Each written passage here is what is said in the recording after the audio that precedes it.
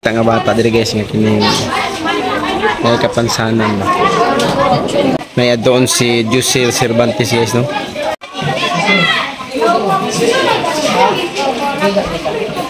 Ako gupit no, pagupit ka?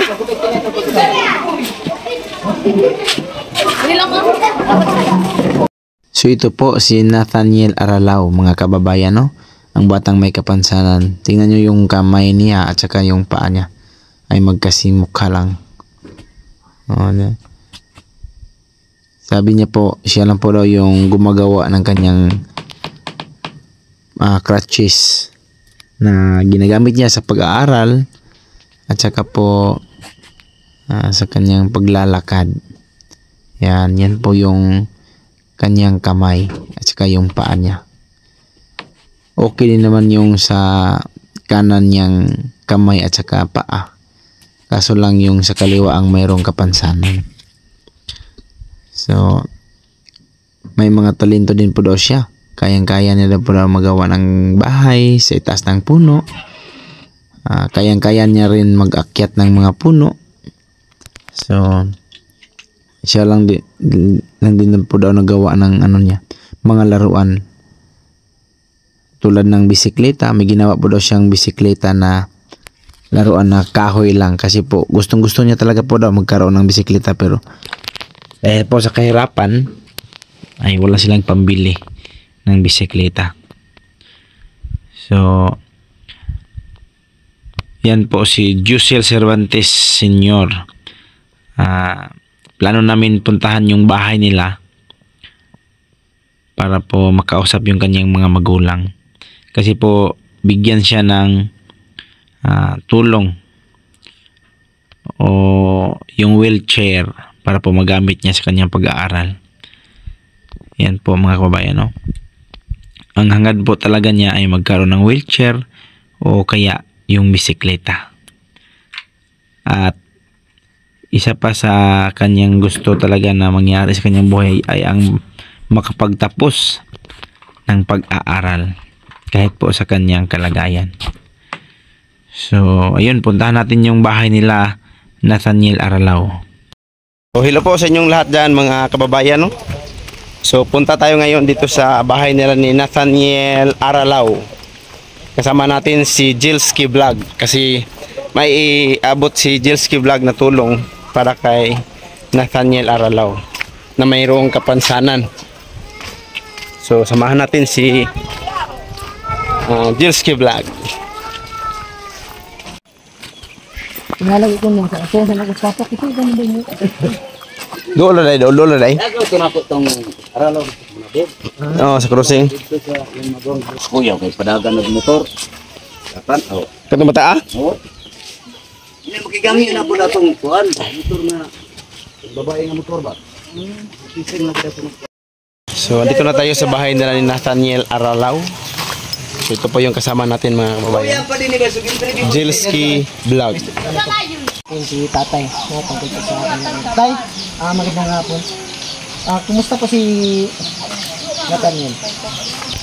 Sa kinabuhi ni Nathaniel sir, nagpasalamat kami sa Ginoo nga murag gitandog ang inyong kasing-kasing sir. Pinaagi sa nakita ninyo ang kalidad ni Atan. Dako kong pasalamat nga naka dungog ko sa ingon anang istorya sir. May na lang matabangan po ni bata. Usab na inyo nang disturbe ni akong balay, ni ani ra pud ang among kapobrehon.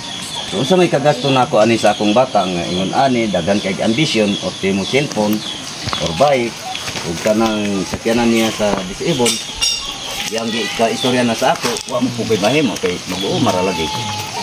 Manang dako ko pasalamat sir na abot ta or nagitandog sa Ginoo ang inyong kasing-kasing naluoy mo sa among kahimtang sir. Dako ko pasalamat sir naud ko nga maabot dito sa gobyerno ingon ani ang among panawagan isip ginikanan.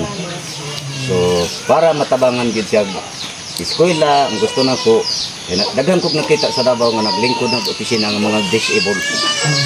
Kaya nga ana untang akong ambisyon o kauntaman mo ang pukoy mahimo. Umara mang gid ni. Sa may hayop. So diha ko nagkuhan ani nga bata nga daghan kay pangandoy. Kung sa untaman nga wa man ko'y kadagdag sa iya ang gasto. Manang hinaut ko nga napay maluoy sa amo nga gobyerno. Ini akong panawagan karon sa alas 3 nga ni kita ta. So pagtugod siguro ni sa Ginoong sir ba nga mana ni karon. So gani wa ko naglaom gikan ko sa Santo Tomas kay doon ako iglakaw pod nga problema sa akong igagaw kay naduggaban na way imposible gid nga nagkita kita. Agi kaluoy ang inyong pagkita sa iyang kahintang sa akong bata na disabled. So karong Abril closing niya, yung grade aning bata, grade 9. Karong sunod tuig siguro Abril sa klase, mag grade 10 na. So di ako nalibog sir kung unsaon na ako siya pagpadayon sa eskwela. So mas gusto gid nako sir ba nga makapatong gid siya sa eskwela gid kay para matagaan siya sa gobyerno og trabaho ni sakto. Ora sir, ang hapon. So, ano tayo? So, ganina, nagkandak ni sa among grupo o libreng gupit. So, nakita na ko siya. Ako siya gidoon. Istorya na ko siya. Una nga gusto na ko nga mo anhing ta dire kay ganina kay gusto ta mo na istorya.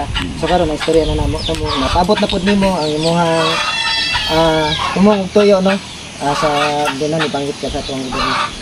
So si Nathaniel, ako na siyang gisarang nga mabalik ko pohon. Tungod gimikan natong iyang siya do gimo ko dalang ka palitan ta ka og stainless. Nga kay murag sa imong gingon ganina nga lahan man ko. So sa among ginabuhat nga pag-vlog, dili lang kay siya kung nag-vlog ta ano.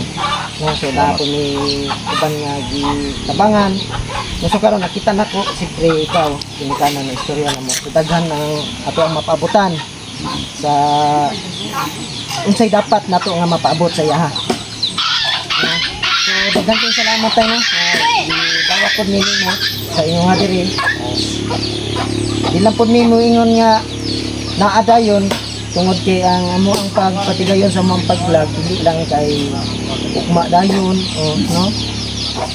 So na gini panahon nga mobalik diri pamito tigmikan ni Nathaniel. No, so yan mga idol no, nakausap na natin si tatay. Anong pangalan? Martin Aralaw. Martin Aralaw. Kananay? Edith Aralaw. Edith Aralaw. So yan, daghang salamat tayo no. Naabot na to po ang tabang atong paningkamutan no. Okay. Sa inani nga time, isa naman magkinabang nga kita naman. Sige. Bumalik niya. Salamat po sa inyong pagpasama. Para inigbalik ninyo. Ana pa siya gani, kusog daw siya makatkat og lubing. Ay, kini sir ba? Pagtamaw nga ni, ay makasinggit lagi ang ubang tao lagi sir. Kini ba di? Way agdan ani. Tingar man kagkalit ra manig ambak ni bata sa babaw. Katkakain dito sa nga. Saging ani lang. So at dito po na tayo mga kababayan ay pinapakita po ni Nathaniel ang kanyang talento kahit po sa kanyang sitwasyon. Ang kanyang talent na kayang umakyat ng puno o kahit po sa puno ng niyog. Tingnan nyo, yan. Yan po yung ginagawa ni Nathaniel doon sa kanila. Minsan nga ay magawa pa si Nathaniel ng bahay sa itaas ng puno.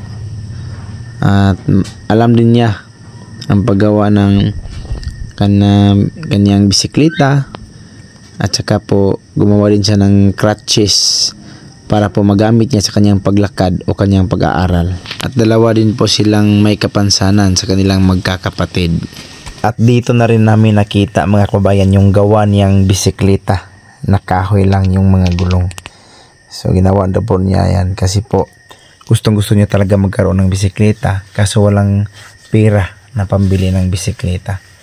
So yan po yung kanyang libangan doon sa kanilang lugar. Minsan magawa ng bahay sa puno at magbibisikleta. Yan. Pangarap niya talaga ang bisikleta. So yan po si Nathaniel Aralaw mga kababayan, ang batang may kapansanan.